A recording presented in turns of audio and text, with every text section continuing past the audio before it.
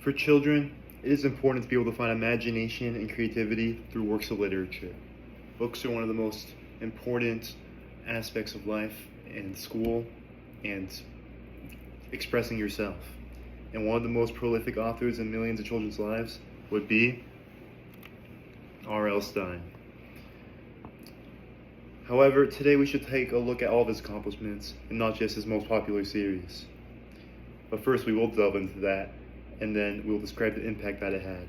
Second, we're going to take a look at his other book series and works. And lastly, describing his overall impact that he has left on literature and other media. Stine was always destined to be a writer. On outlet.org, at the age of 9, Stine began typing up his own stories in humor magazines, such as Tales of Drive You Batty. Stine was always writing, even at a young age. He always wanted to create and humor others. He would go on to edit a humor magazine in college titled Jovial Bob. Stine would write a couple series before getting to his most popular series, Goosebumps, but we will delve into those works later. However, Stine would then write his first installment of Goosebumps in 1992, and it would become an instant hit, leading it to become the best-selling children's book series of all time. The book series would go on over to get installment after installment, leading still up to today. And it would get multiple adaptations, such as an extremely popular 90s TV show and a couple feature-length films in the 2010s. Throughout all this time, he never stopped or lost his love for writing, which will get us into our next point of his other series and works. Stine was the creator of many series besides Goosebumps. On Britannica.com it states that his first Gary novel, Blind Date, was released in 1986, 6 years before his first installment of Goosebumps, and launched Stine's career as a horror writer. Stine would actually end up writing another horror series before his first Goosebumps, intended for teenagers and young adults, titled Fear Street.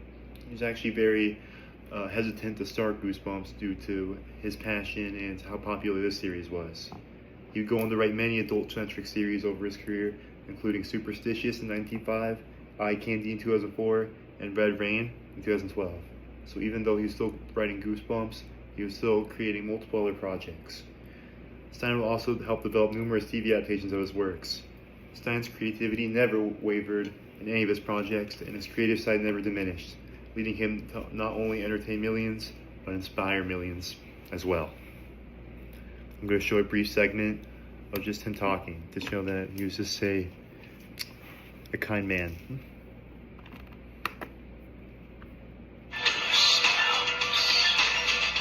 I was doing great. And my wife and her business partner, they have a company called Parachute Press. And they said, we have to try a horror series for 7 to 12-year-olds. No one has ever done it before. And I said, no way. I don't want to screw up Fear Street. You know, the audience will be too young. Fear Street won't be cool anymore. I don't want to do it. And I refused to do it. Can you imagine? And great decisions and publishing. And they kept after me and said, no, we have to try it. And then finally I said, all right, if I can think of a good name for the series, we can try 2 or 3. And one day I'm reading TV Guide, and in those days, they had the TV listings in the middle of the magazine, everything that was on.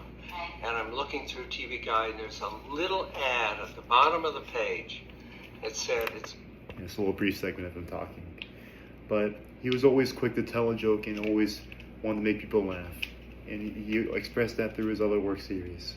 He never let the popularity get to his head and always prioritized his writing and his ability to entertain more than anything, despite being one of the best-selling writers in the world. And overall, R.L. Stine is one of the most important authors in the world. But more than that, he is someone who is passionate about his craft, and that's inspiring to me and millions of others in the world. And I think he states it best, and in this quote, when he was asked, what advice do you have for people that want to be writers? And he said they don't really need advice. They know they want to be writers, and that's all they need. Thank you.